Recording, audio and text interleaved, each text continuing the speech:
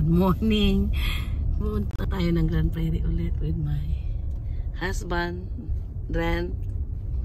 Seryoso kami ngayon dahil palapit na ng palapit yung opening yung plant opening ng store. So, we're working our ass off to get all the things we need. Ayan po yung sunrise. Ang ganda ng umaga. Ganda ng weather. Yung pagkadami-daming snow ay natunaw din. Tahimik po ang town ng Tumbler during this time.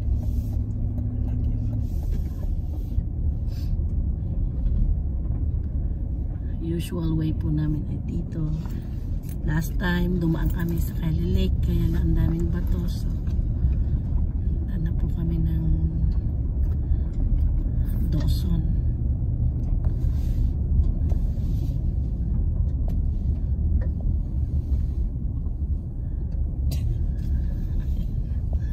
Yung asawa ko, may naalala, parang si Adriel din ito. Biglang tatawa, mag-ama nga sila talaga. Dito po sa Tumbler, ang kanilang population ay ilan yung population nila? 2,500. Pero may mga dumarating pa po galing ng mga Asian countries. Maraming mga Asian na tao na dito, including us. And then yung community is tight-knit siya. Yung bang everybody knows everybody or everyone knows everyone. Ang kanilang residency ay tatlong part, from lower bench, middle bench, and upper bench. Alam nyo na, pag lower bench, alam nyo na yan, middle bench, middle class, upper bench, mahal ang mga bahay doon. Andun yung may-ari ng minahan. Pero walang discrimination dito. Mababait yung mga tao. May mga ilan na racist, but not so much. Hindi kagaya sa cities. Yan, tahimik lang. Masarap mag-walking, lalo na pa sa summer. Ang problema nga lang is maraming bear. Unlike sa Labrador City, pahirapan kang makakita ng bear maliban lang sa spring. Yung pagkagising nila, gutom sila, gumagala dito. Mapa spring, summer, or fall. Late fall na sila nang tutulog. Grabe ang bear dito. Ang sighting sa isang araw siguro nakakatatlo tayo, nakakaapat. Pero marami pa ring hiking trail. Ang dami pa ring mga nag-hike. Ayan na po.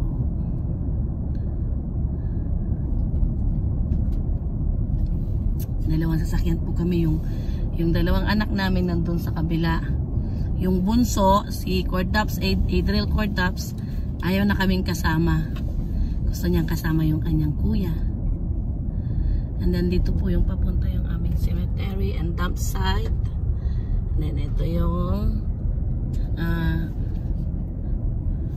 field kung saan naglalaro yung mga kung ano-anong laro man dyan. Soccer, ayun. Baseball. May baseball ba? Wala yata, hindi masyado yung baseball dito sa Canada. Hockey. Ang hockey halos gabi-gabi. Last night we had a craft fair sa community center. Ang sarap mamili. Masakit nga lang sa bulsa. And that is the Saddle Club. Pag may mga horses, may mga stable dyan and barn na pwede kang mag-rent dyan. Malagay yung mga kabayo na alaga. And we're going on left. Pa Dawson tayo. Oh, sorry.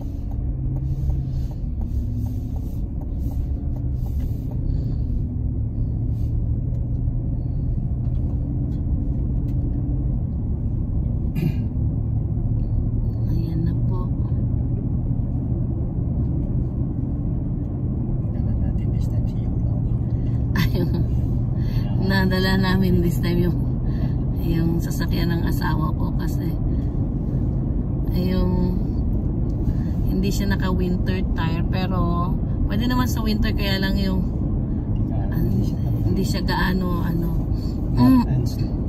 okay, mud and snow lang.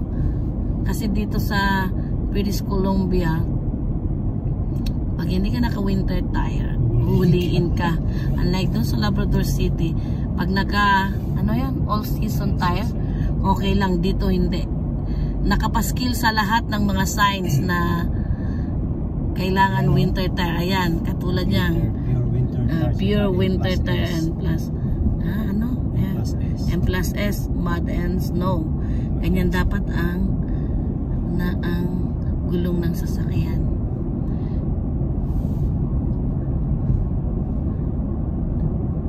Ang laki ng pagkakaiba ng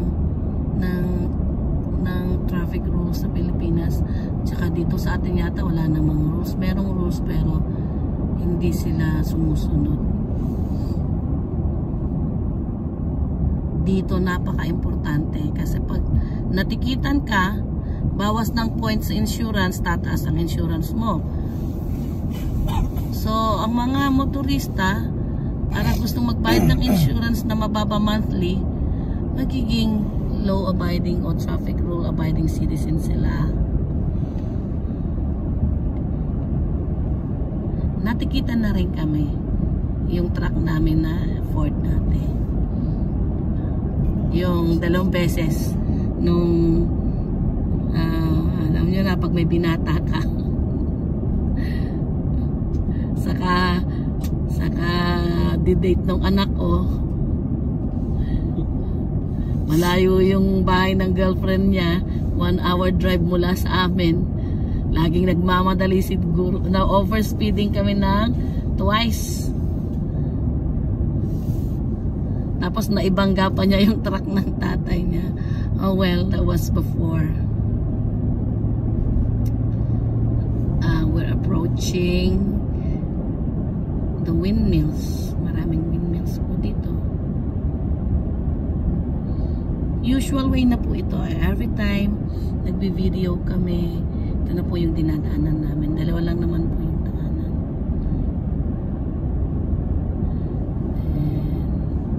Less travel na kami this coming summer kasi may mag-uumpisa na yung store. Hopefully before summer dumating si Jam tsaka si Girly. Praying for it. Help us pray para may kaagapay kami sa store at maumpisahan yung isa pa.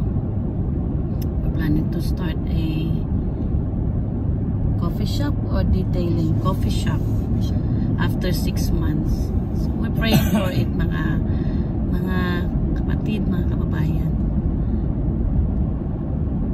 If God's willing, kapag branch out tayo ulit, ay tayo ng panibago sa mga nearby town.